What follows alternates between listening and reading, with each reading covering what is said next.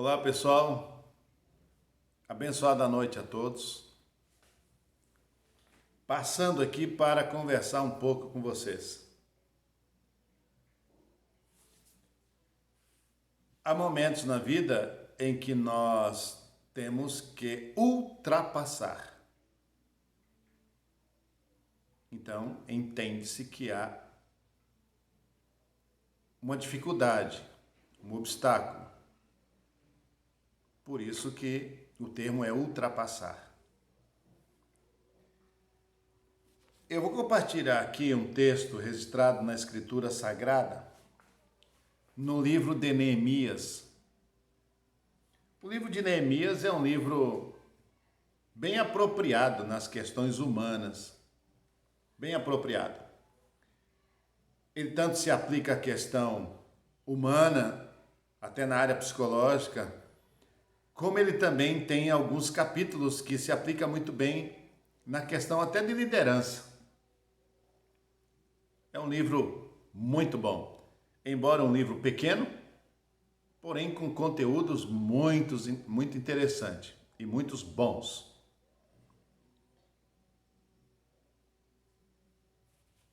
No capítulo 2 do livro de Neemias, verso de número 11, está escrito assim: Cheguei a Jerusalém e estive ali 3 dias. 3 dias. Presta atenção nos fatos. E de noite me levantei, eu e poucos homens comigo, e não declarei a ninguém o que o meu Deus me pôs no coração para fazer em Jerusalém. E não havia comigo animal algum, senão aquele em que estava montado. E de noite saí pela porta do vale para o outro lado da fonte do dragão, para a porta do monturo, e contemplei os muros de Jerusalém, que estavam fendidos, e as suas portas, que tinham sido consumidas pelo fogo. E eu fui até a porta da fonte, e até o açude do rei, e não havia lugar por onde passar o animal que eu cavalgava. Bom,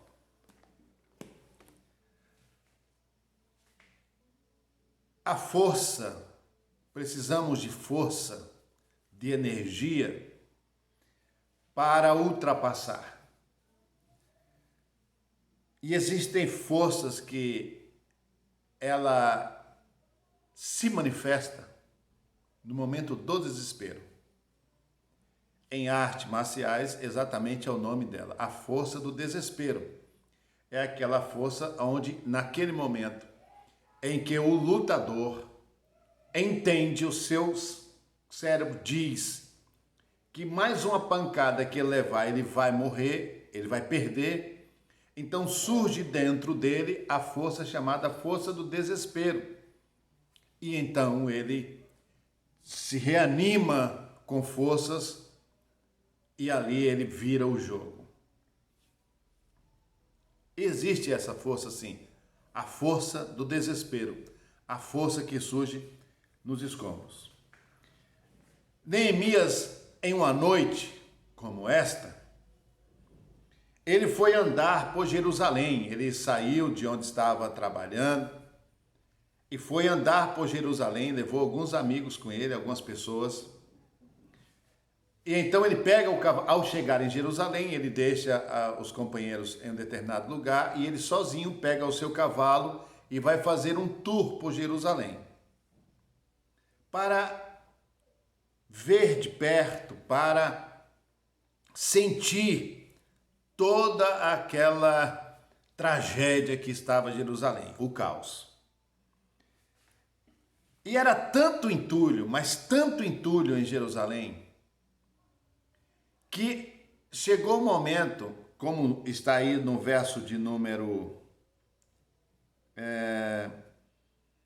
14, que por uma das portas ele tentou passar com o cavalo, que nem o cavalo conseguia passar pela porta, porque tinha muito entulho, muito lixo. Muito, muito, muito. Imagine como estava Jerusalém. Nem o cavalo passava pela porta. Muito lixo, muito. O que ele faz?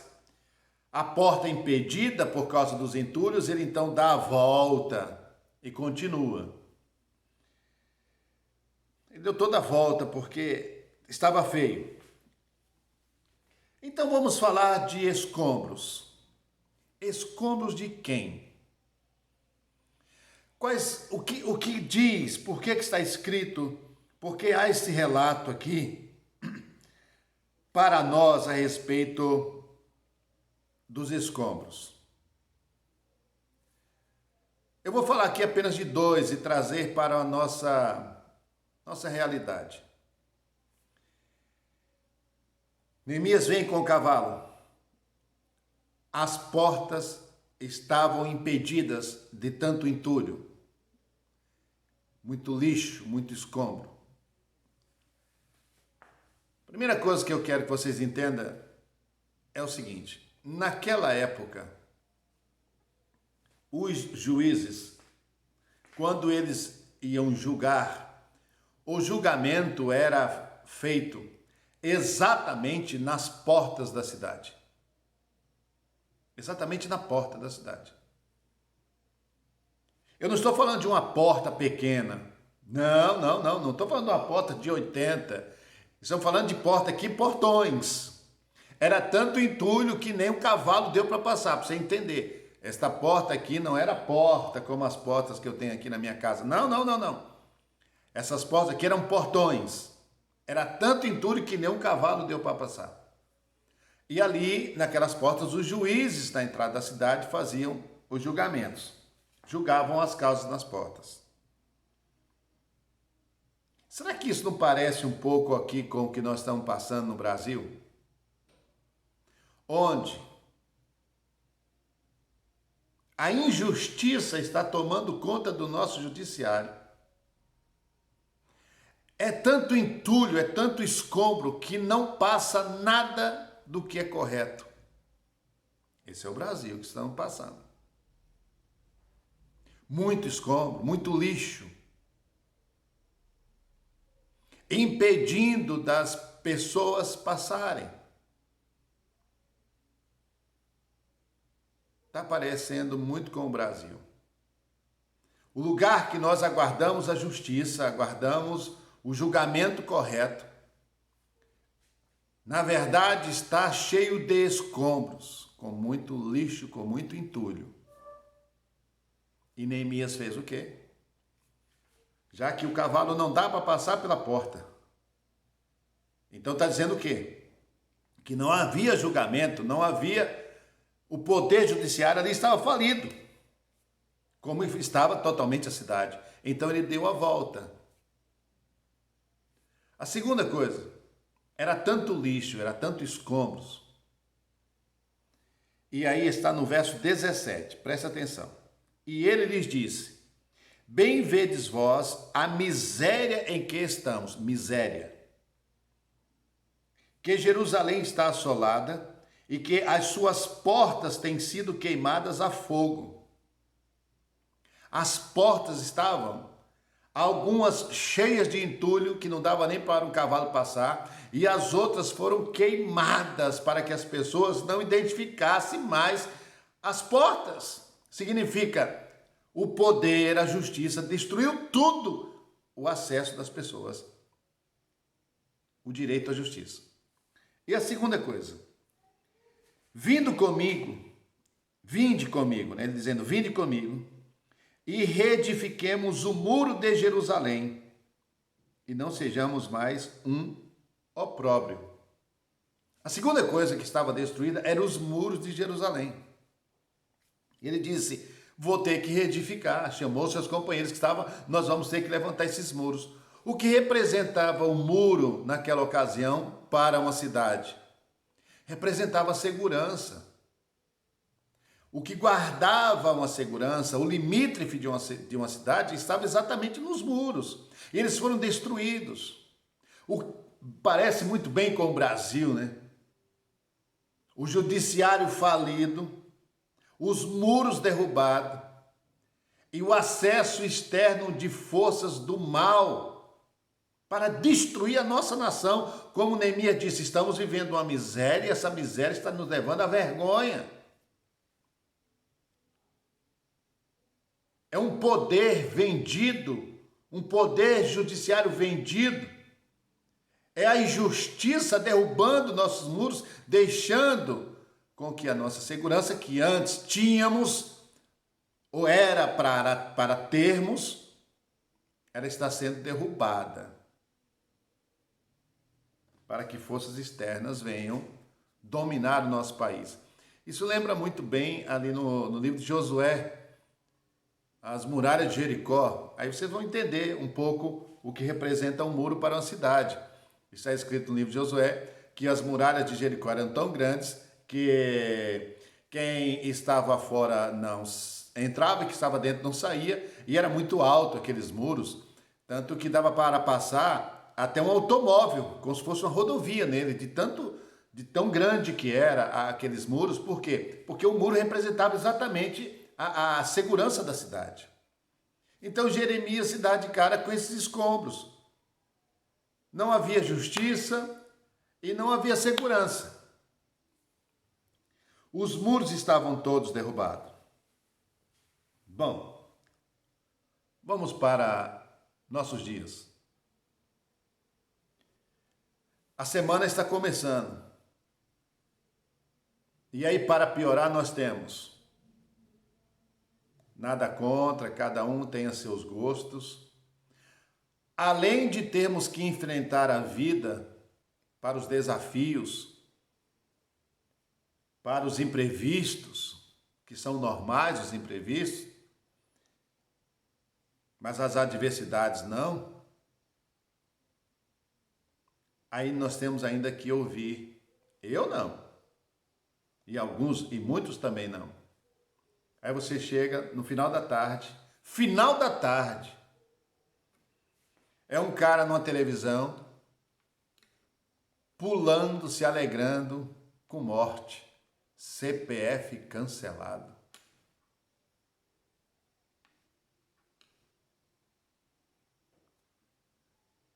Preste atenção. Um cara celebrando morte, CPF cancelado. Aí você muda de canal, é o outro se achando ser mais do que os delegados. É o homem que tem influência com os delegados, com a justiça. E manda delegado falar com ele ao vivo. Acho o delegado, eu sou amigo do delegado, eu sou... Um CPF cancelado, o outro é amigo de delegado. E falando de crime, de roubo, de assalto, e entra na política e bate na política. Então tá, vamos mudar de canal. Aí você vai para outro canal que piora. O Covid nunca acaba. Cada dia morre mais gente. Cada dia morre mais gente. A estatística deles, ela é totalmente fora até da ONU. Nem a ONU, nem a OMS tem a mesma estatística do que essa emissora tem aqui para o Brasil a nível de morte por Covid. Deixa eu te falar um negócio para você. Com 14 minutos que você estiver assistindo um programa, você precisa somente de 14 minutos para assistir um programa e o seu cérebro será tomado por aquilo.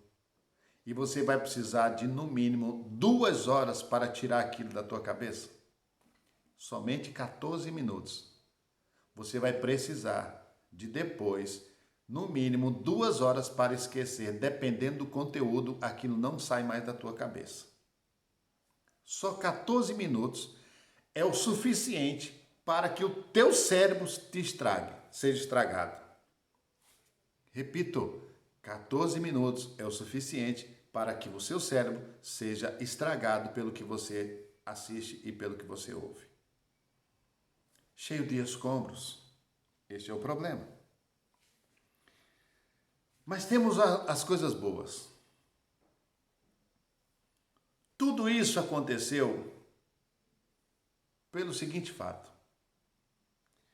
de que lá no capítulo 1 de Neemias, no verso 2, Neemias recebe a visita de um irmão, de um amigo, chamado Anani, que traz a ele, então, as notícias do que estava acontecendo em Jerusalém, no caso desses escombros. Deixa eu falar um negócio para você. E foi exatamente esse o desafio que Neemias venceu. Com 50 e poucos dias depois, ele restaurou tudo isso. Deus vai colocar um Anani no seu caminho. Deus vai colocar uma pessoa que vai aparecer no seu caminho para fazer você sonhar, acreditar em coisas grandes. Quando o texto diz que cheguei a Jerusalém e estive ali 3 dias e de noite me levantei, já está à noite. A noite, ela representa duas coisas. É aquele momento em que você vai estar próximo de descansar e passa na sua mente os escombros do dia, os escombros da vida. O que deu tudo de errado. E isso pode te travar. Por isso, não assista televisão. Não é televisão. Não assista certos programas que vão destruir, vão piorar a sua cabeça e a sua vida. Então a noite pode lhe trazer esse prejuízo dos resultados que não foram positivos durante o dia, até dentro da sua casa, no seu trabalho, na sua família, na sua vida como um todo. Você começa a pensar nos escombros e isso pode te travar. Porém, você pode também usar a noite, não para pensar nos escombros, mas para ruminar sobre a vida e começar a fazer as contas e descobrir que ainda há esperança para você. Não desista. Está tudo errado? Está tudo contra? Não desista. Use a noite para pensar no amanhã melhor do que hoje. A Bíblia diz que o choro pode durar uma noite, mas a alegria vem ao amanhecer. Não perca a noite assistindo porcaria e não perca a noite deixando que sua mente seja tomada pelos escombros da vida. Mas use a noite para fazer as contas de que o amanhã será melhor e os escombros de hoje serão todos resolvidos. Pense nisso. À noite. Cuide bem da sua noite. Faça um exercício, evite com que sua noite seja tomada por imagens, vozes que só pioram o seu dia, o término do dia. A segunda coisa, e de noite me levantei e poucos homens comigo. Não sonhe sozinho. Não sonhe sozinho. Observe que Neemias estava aparentemente quieto, na linha de conforto. Mas Anani veio a ele e trouxe informações sobre Jerusalém, mas na verdade trouxe para ele o seguinte: a sua vida vai mudar através de um grande projeto. É um desafio? Sim, será um desafio, mas a sua vida vai mudar. Sonhe com isso, pense com isso. Então Neemias foi à noite sonhar com aquilo, andando sobre os escombros e sonhando, e vendo os muros sendo levantados, e vendo a justiça sendo feita, vendo as coisas acontecendo a seu favor e a favor de todos. E a Bíblia diz que ele levou alguns homens com ele. Preste atenção. Um sonho que se sonha só, ele é apenas um sonho. Mas um sonho que se sonha com outros se torna realidade. Um sonho que se sonha só é apenas um sonho. E um sonho que se sonha com outros torna-se uma realidade. Cerque-se de pessoas boas. Se cerque de pessoas que sonham, que te ajudam, que te inspiram, que estendem a mão para você, que te socorrem, que desejam o seu bem, que torce por você. Se cerque de pessoas. Evite viver só. É muito peso para você suportar sozinho. A vida, ela é pesada. Se cerque de pessoas. Que Deus te abençoe.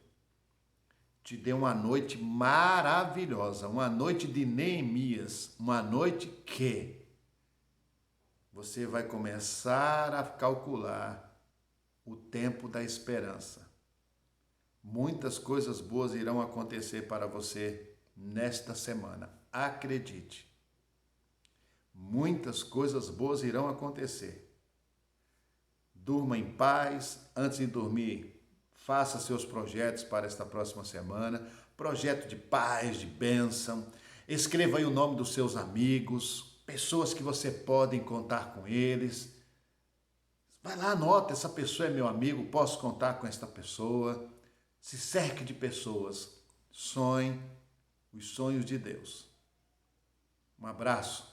Muito obrigado por me permitir falar isso para você. Boa semana.